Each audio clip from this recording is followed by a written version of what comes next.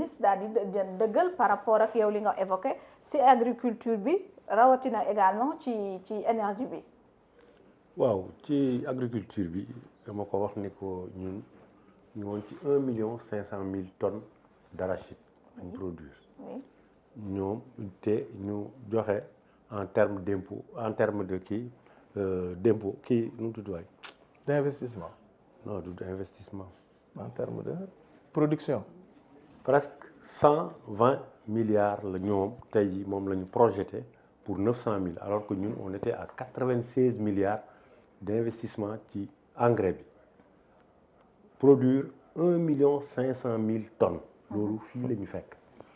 ñoom ak 900 000 tonnes bi ñu prévoir en 2025-26 ñu nar a investir 120 milliards ci engrais bi te ba ngi wax ma koy gàgganti ne ko engrais bi baaxul nga xamante ne ñoo ko jox baykat yi kooku aussi ça a été lourd de conséquences loolu véritablement moom laa bëggoon attirer attention léegi li jëm ci wàllu sànq maa ngi koy wax dégg muy wax ci wàllu liñ fi bàyyi boor yeeg yooyu defe naa ni ñoom war nañu rusati sax toog ci plateau di ko wax parce que sénégalais yëpp dégg le ministre Djiba ak le ministre Sarr biir assemblée nationale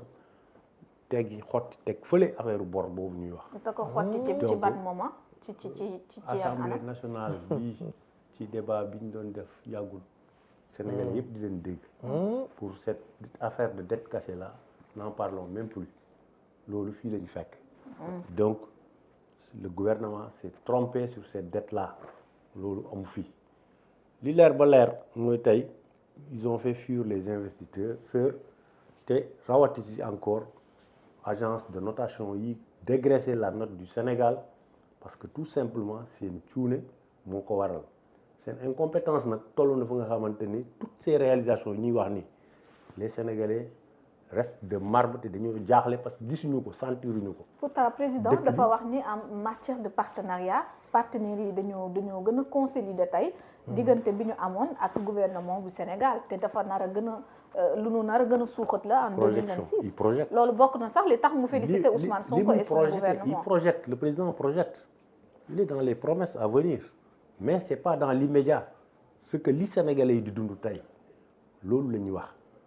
mais le président mi ngi projeté dans l'avenir donc partenariat bi ñuy wax ni ñoom véritablement li fi fekkoon en termes de diplomatie économique bi nga xam ne président Macky Sall moom la doon yoree réew mi ñoom tey dañ ci sooxe dañ ci lajj te maa ngi koy dégg muy wax seen presse bi xaw ma programme de redressement oui.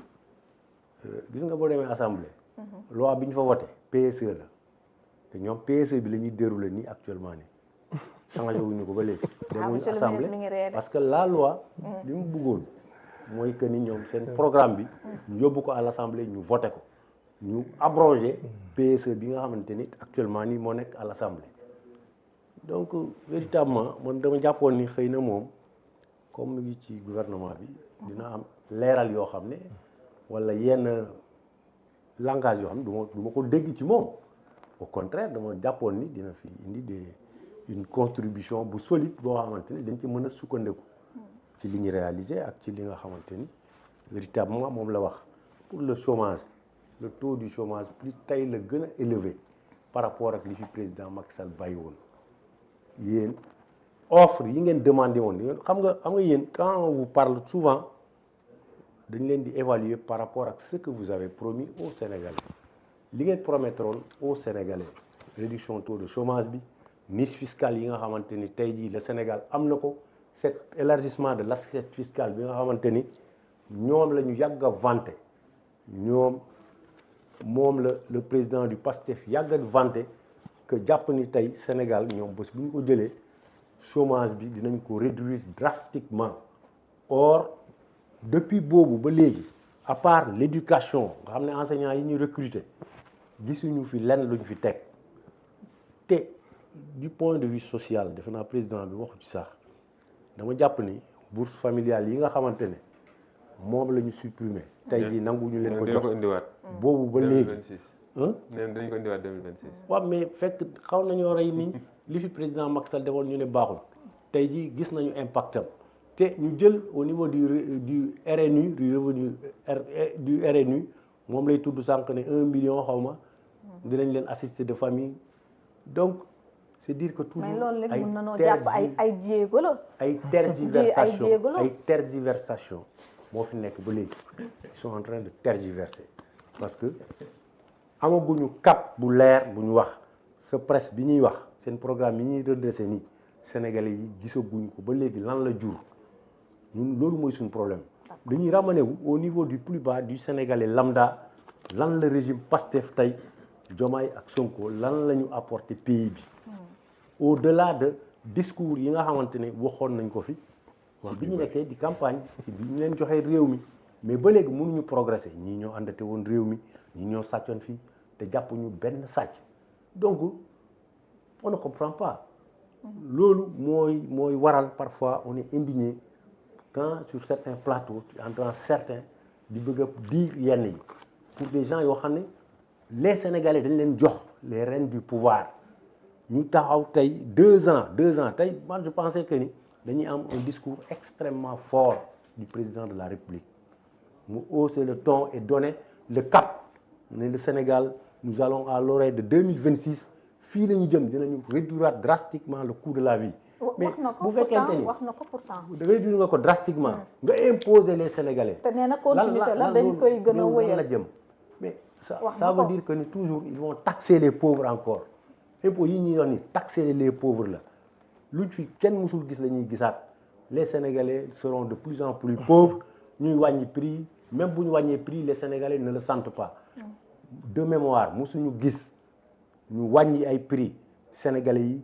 ne alhamdulilah oh là là lii lañ doon xaar pourquoi on ne comprend pas tey la gën a métti te ñoom ñu ngi wàññi. donc daal askan wi yëgu ko monsieur Samba Tall alors lan nga ci mën a apporter comme réponse dafa mel ni kon mbir yi dafa tagga témbe. xam nga ni Sénégal la ñu nekk Sénégalais yi la ñuy waxtaanal. am nga toog fii Sénégalais naan nañu 1 million et quelque. ci gerte 500 tonnes d'arachide nanga ma Sénégalais la ñuy waxal nekk fii nag xaw ma def sa njogonal bu neex après ñëw fii nit ñi wax ne leen dagg bien ngay wax loo xamante ni wax dëgg yàlla njogonal amatul dëkk bi dama métti xam nga ni njogonal amatul mais déglu non Bokar s'il te plaît yow tamit li ngay wax yéen dañ la déglu nag yow tamit on peut faire comme toi ñu dégloonte mën nañu def comme yow parce que man li may wax neex naa dégg moom la ngeen di wax moom neexut a dégg vous êtes obligé de m'écouter parce que li may wax c'est cohérent ah donte tey jii par exemple sama vis-à-vis bi nga xamante mu ngi bokk ci beneen côté bi suy wax bien vrai que je ne suis pas d'accord ci li muy wax mais dama koy déglu te man su may wax man tamit moom daf may déglu mais kon ñu dégloonte rek loolu mooy un respect mutuel quoi quand même je vous respecte beaucoup allez-y dama doon wax sànq moom boo waxee ñuy wax waxu chômage état continuité la mais ñoom ñoo fi teg nit ñi lu ñu kenn tegul ñoom ñoo ñëw jël réew mi ñoom bi ñuy jël réew mi Abdoulaye Wade di leen ko jox ñoom ñoo fekkoon taux chômage 10.2 ça c'est des chiffres de l'ANSD ñu yóbbu ko 21.3 yéen vous avez doublé le chômage du Sénégal vous avez doublé le chômage du Sénégal c'est difficile de discuter avec lui loolu mooy benn deuxièmement on parle d'endettement nee na moom endettement bi nanga ma kenn loolu amul moi je donne des chiffres sur l'endettement Abdoulaye Wade bi muy dem endettement au Sénégal mu ngi nekkoon 2741 PIB Sénégal ñaata la woon moom mu ñëw yóbbu ko PIB bi ñaata la woon 2000 et quelques milliards yow lan mooy PIB le produit intérieur brut du Sénégal était à 6000 Bokar wax ñu lan mooy PIB soo xamuloon du ma ko wax mais doo wax ko expliquez ko Sénégalais yi c'est pas à toi de poser yow vous n'êtes pas un gentleman vous n'êtes pas un gentleman il faut écouter les gens il faut avoir la courtoisie d'écouter les gens vous êtes incorrect grand ku la ko wax ak ku la ko vous êtes incorrect mais il faut écouter les gens Sénégalais yi la ñuy seetaan booy wax toi tu es plus incorrect ñëw booy wax ñun ñëpp dañuy ñu ngi sax mooy plus incorrect lan moo tax doo déglu nit ñi plus incorrect que moi mais quand même plus incorrect que moi monsieur Ndiongo s'il vous plaît ñu may rek suñu téléspectateurs yi ñu mën a déglu bu dafa bëgg a yàq débat bi. mooy ko yàq waxtaan bi di yàq gérer sa débat nag da ngay gérer sa débat. ay personnes civilisées ñoom ñoo fi nekk ni ko continuer ni ñu ko débat kenn yàqul débat bi c'est parce que je disais que le chômage il parlait de chômage le chômage était de 10,2 moom ak président Macky Sall njaboot gi fi jóge pendant 12 ans ñoom ñoo doublé le chômage yóbbu ko 21 points et quelques. Ah oui. ñoom ñoo fekk 2741 l'endettement du Sénégal yóbbu ko 23 000 milliards ñu ne état continuité la nous sommes d'accord état continuité la mais dañ koy fay bor boobu kon ñun bu ñu koy fay te nous ne détenons rien de notre économie ñu teg un plan de redressement économique endogène et non exogène. gis nga l'élargissement de l'assiette fiscale bi ñuy wax moom la ñuy wax nii c'est normal tout autre pays bu nekk ci àdduna da ngay fay l'impôt impôt boobu ñuy fay moom moo tax ñu mën a wàññiwaat li ñuy wàññi nii yëpp moo tax ñu mën a defar tali yi ñuy def école yi ñuy tabax mon frère sànq bu may sànni xeer di ma tooñ waaye nag wax ma fi ñetti salle de classe nag copain nag ñetti salle de classe wax ma ko fi wax ma fi aussi 2 kilomètres de route xanaa mu tuuti mu bëri en 21 mois nga def plus de 280 kilomètres de route c'est à féliciter à encourager mais waxuma fi nag wax dëgg yàlla ay 2 kilomètres de route baisse 15 francs waxuma ko fi ba tey ay 75 par litre laa wax jëlee ceeb ay 15500 indi ko 13200 man yooyu laa fi waxuma fi leneen yow Macky Sall ce leader de passage maa ngi koy nuyu Thierno Alassane Sall moo taxaw fii devant tous les Sénégalais et le monde entier ni xaw ma kat mooy doon Macky Sall mais dina am problème parce que fi mu yóbbu économiquement réew mi keneen ku ñëw di nga am problème ce leader ko waxoon te xam na ba muy wax loolu lan moo tax mu wax ko parce que mu nga woon ca biir te ba mu génnee il a pris son courage à deux mains génn te xam na ba muy wax naan keneen kuy doon Macky Sall ci réew mi di nga am sérieux problème fii la doon waxee waaye ñun ñu ñëw nous ne détenons rien de notre économie le secteur primaire mooy mbay mi càmm gi napp gi élevage bi muy wax yenn yi gàcce la sax ñuy wax parce que ñoom ils ont montré une incompétence caractérisée notoire de la gestion de ce pays pendant 12 bonnes années ce secteur primaire bi muy wax là il tire vous êtes économiste il tire la croissance du Sénégal que de 16%. Ouais. Le secteur tertiaire muy banque assurance multinationale ñoom ñooy tirer la croissance du Sénégal de 62%. Ouais. Vous osez parler vous devez raser les murs quand les gens parlent. Ouais. Vous n'avez pas droit à la parole. Nous ne détenons rien de notre économie. L'industrialisation 12 années 12 bonnes années zéro industrialisation vous devez vous taire. tey ñun ñu wëlbatiku ñun nekkuñu sous perfusion de FMI nous ne détenons rien de notre économie ñu ngi fay bor yi ngeen fi bàyyi woon ñun ñu ngi koy fay di amasser 5000 et quelques milliards yoo xam ne genn wàll yëpp dañ koy fayee bor te teewul ñu ngi investir ci ay secteur war a dem suñu yoon loolu c'est pas à féliciter à encourager dama ne ñun bu ñu taxawoon stabiliser kese les prix challenge la oui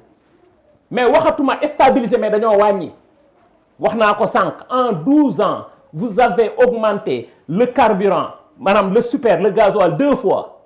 ñun en 21 mois ñu wàññi lii ñu wàññi mooy 136 milliards yooyu ma la wax ça devait revenir à l'état du Sénégal mu jël ko delloowaat ko askanam loolu mooy état bu am yërmande nous avons besoin des économies endogènes et non exogènes li ñu gëm mooy suñu bopp ñun la ñu gëm moom moo gën ñuy dem di lebi ji ay eurobonds ak di dem ci yeneen club di lebi ay 6,75% des taux. des taux d'endettement ce qui est drôle quoi. des taux d'endettement le Sénégal avant-hier rek ñu di leb la sous-région dans les marchés ivoiriens ce qui est drôle c'est vous les affairistes yi nga xamante ni yéen du ngeen am sax gàcce pour mën a toog ci plateau jàkkaarloo askan wi yéen da nga war a sax de ruus di jàkkaarloog askan wi di wax parce que yéen vous devez raser les murs. On vous a mis à l'épreuve pendant 12 ans. Je ne parle pas de 5 ans, 6 ans. 2 mandats successifs de 12 ans. Vous devez vous taire, vous. Vous êtes nul et incompétent. Vous êtes nul et incompétent. ñoom ñu ngi nii tey jii ce qu'on peut dire ñun jàppuñu leen sax jàppatuñu leen nawle ñoom parce que il existe que de nom xam nga ngay dem un ancien président de la République dem bay campagne ci WhatsApp il n'existe que de nom yéen seen siège bi dañ ko war a jël yóbbul leen ko Maroc ou le Canada ou la France parce que vous avez fui ce pays vous êtes des frileux. dañ war a gëm seen bopp dëggal seen bopp toog ci dëkk bii war ngeen ba jëlaat réew mi lan moo tax mën leen tey dëggal seen bopp et c'est dommage, c'est regrettable. xaste yéen ne non xasuma kenn la may wax li ma wax c'est la réalité. seen genn wàll yéen ñëpp daw ci dem ngeen seen yoon lu ngeen di daw lan ngeen di daw lan ngeen fi def lu tax ngeen war a mën a daw. parler des problèmes des Sénégalais. L'autre chose ma ñëw ci sur le plan en 2025 uniquement en 2025 nous avons recruté 6980 dont 4000 yoo xam 4000 yoo xam ne c'est au niveau de l'élémentaire ak 980 yoo xamante sur le moyen secondaire les 2000 yëpp ci région yi li ñu la yóbbu ñu recruté wuñu on a recruté bi ñuy jël réew mi demal ci site ANSD nga xool fonctionnaires yi ñaata la ñu woon ak tey jii fan la ñu toll tey jii les gens sont en train de faire des sacrifices gis nga le président de la République bi muy taxaw naan nu ñu ko di waay nos marges de manœuvre sont très limitées. C'est très limité certes mais nous sommes en train de faire des prouesses loolu mooy dëgg. wax na ministre de l'économie dafa weddi tey chiffres yooyu ñu avancé woon ci wàllum dette cachée bi. oui wax na ni daf ko weddi ci kanamu député yi. ministre de l'économie lan la wax. kañ la ko weddi. kañ la ko weddi moom la non wax lan la wax. assemblée yéen a non ko kii gën a moom ay wax duma ci dóor man sama yéen a ko gën a dégg tout le monde le sait. kii dafa bëgg a yàq débat bi est-ce que xam nga ni bu dootul waxati. dootul nga ko bàyyi mu wax dafa bëgg a yàq débat bi. yow vous êtes kii ba naan yow vous êtes kii ba naan yow dootoo wax. dootoo waxati yow. Aïda ñun. wala nga remplacer ko wuti keneen. gis nga ñun dañoo gëm suñu bopp dëggal suñu bopp. à l'époque endettement wu Sénégal yëpp ñoom dañ ko doon def ci lan lañ ko doon defee garantie de souveraineté ñun defuñu ay garantie de souveraineté fi investisseur li muy wax nii nous sommes un pays stable fii ku bëgg a ñëw investir yaa ngi investir mais du ñu joxe ñun ay garantie de souveraineté cela veut dire que cette stabilité nous avons pas un problème avec ñi nga xamante ne tey jii ñun ñoo war a ñëw pour investir ci dëkk bi loolu ñu amuñu problème boobu yéen a amoon problème boobu yéen ñu doon jël suñuy immeuble ak les biens de l'État di ko hypothéquer loolu yéen a ko fi def bay jaay ay 100 mètres carrés yi bi ñëwee lañ ko jëlaat école gendarmerie bale suuf foofu ngeen jaay ci lañ ko jëlaat que des mensonges. waaw d'accord d'accord s'il vous plaît mu yeggali xam nga Aïda man je prends en témoin rek les Sénégalais xam nga man peut-être dafa xamul te bëgguma sax mu xam ma mais bu dee xamadi am na ñoo xam ne ñu ngi ko gën a xamadi te ñu ngi toog xam nga s'il parle de mensonge les gens écartent le langage bi pour lan il parle des gens pour dire que c'est des mensonges c'est pas il est incorrect c'est pas des vérités c'est pas la vérité sur les bourses familiales pour affaire bourse familiale yi muy wax bourse familiale lan moo doon bourse familiale fii bourse familiale da nga ñëw benn kër boo xam ne ay apéristes lañu ñu inscrire fa 7-8 personnes loolu mooy dëgg waaye ñun bu ñu ñëwee amuñu dafa def diagnostic xool bourse familiale pour génn la ci ndóol la mais du pour après yow bu ñu indee 100 000 personnes ñu joxe bourse familiale ñu indiwaat 200 000 personnes cela veut dire que bourse familiale day yokk ndóol te war wàññi ndóol. mais dafa mel ni dañ ko éliminer ko ñi ko soxla non le président l'a dit tout de suite en 2026 bourse familiale day ñëwaat mais ci ban contexte ak naka lañ koy joxee. voilà ñun nekkuñu fi pour ñu. kon bii yoon dañ koy gën a xoolaat orientation. nous ne quémandons rien et nous ne voulons pas que ce peuple là ay doom continue di quémander. Nous ne demandons rien pour quémander. Alors, nous sommes un peuple souverain. Cette souveraineté-là, dañ koy exercer ci fàll bu nekk. mais ñëpp xam nañ ni dëkk bi fi mu toll nii ñëpp xamoon nañ ni foofu la waroon jëm. kon li ñu mën wax mooy que ni même les diminutions là yi ngay dégg ni yëpp c'est des diminutions conjoncturelles. C'est pas des diminutions structurelles. lu tax ma ni c'est pas des diminutions structurelles. Donc parce c'est pas que bon. waaw c'est pas des diminutions structurelles, c'est conjoncturel.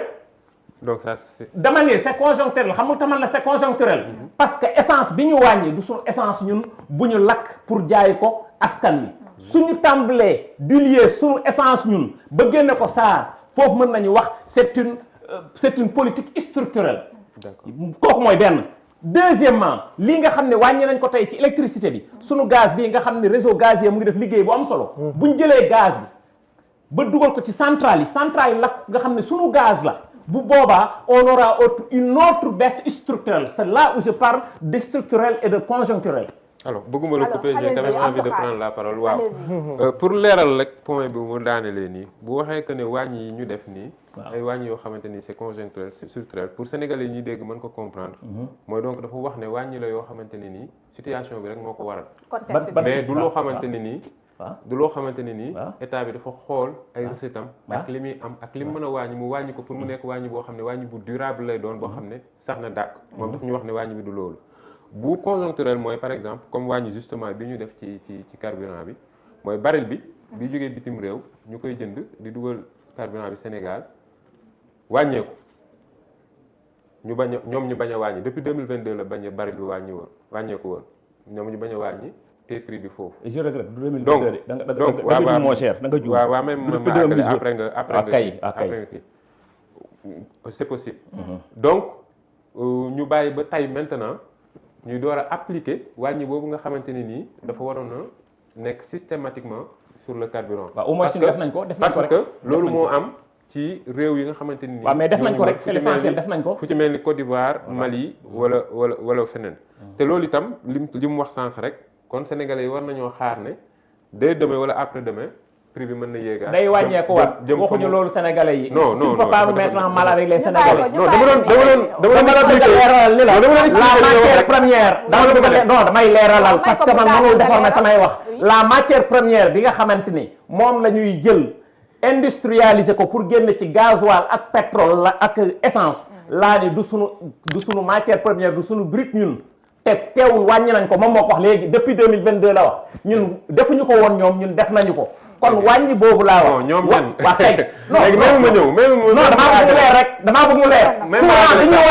courant bi ñu wàññi aussi du sunu gaz bi nekk GTA wala sunu gazu teranga bi moom la ñu jël lakk ko génne ci gasoil génne ci courant pour jaay ko askan wi moom la ñu wàññi. looloo tax ma ne bu ñu réseau gazier pare ba ñu jël gazoduc yi dugal ci sunu gaz ba mu ñëw ci centrale bi ñu lakk ci bu boobaa sunu gaz la ñun muy matière première bi ñu lakk togg ci génn ci courant bu boobaa baisse boobu dafay gën a considérable même que baisse bi ñun waxuñu wàcc di yéegaat de affaire